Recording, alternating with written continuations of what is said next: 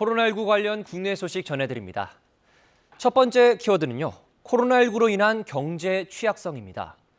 이주열 한국은행 총재가 코로나19 위기로 우리 경제의 취약성이 더욱 드러났다고 진단하며 장기 후유증을 남길 수 있다는 전망을 내놨습니다. 이 총재는 코로나19 방역 정책과 백신 보급의 경제적 효과 정책 포럼에서 코로나는 롱 코비드로 불리는 장기 후유증을 남겨 위기 극복 후에도 우리 경제 운영에 적지 않은 부담을 안겨줄 수 있다고 말했습니다.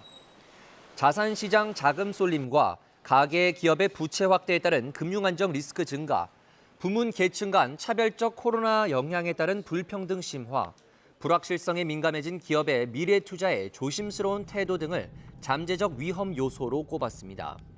이어서 민간이 새 성장 엔진을 주도적으로 발굴하고 양질의 일자리를 창출할 수 있도록 기술과 자본 접근성을 높여 투자 여건을 개선하는 데 힘써야 할 것이라며 팬데믹 이후 경제 구조 변화에 대한 준비도 강조했습니다.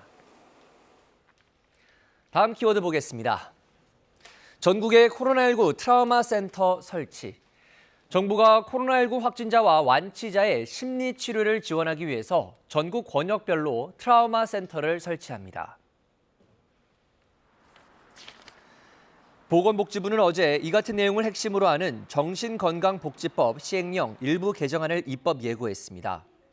개정안에는 국립 춘천, 공주, 나주, 부곡병원에 강원권, 춘천권, 호남권, 영남권 등 권역별 트라우마 센터를 설치하는 내용이 담겨 있습니다.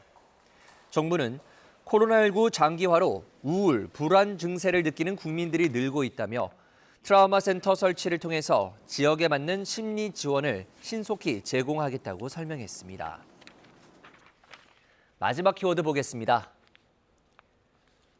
축구, 야구, 운동클럽팀 방역 실태 전수조사. 교육부가 문화체육관광부와 공동으로 전국의 사설 운동클럽에 대한 방역 실태를 현장 점검한다고 밝혔습니다.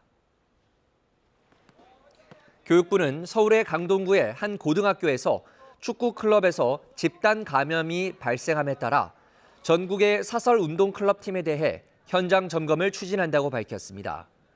전국 640여 개의 사설 축구와 야구 종목 운동클럽 팀이 그 대상인데요.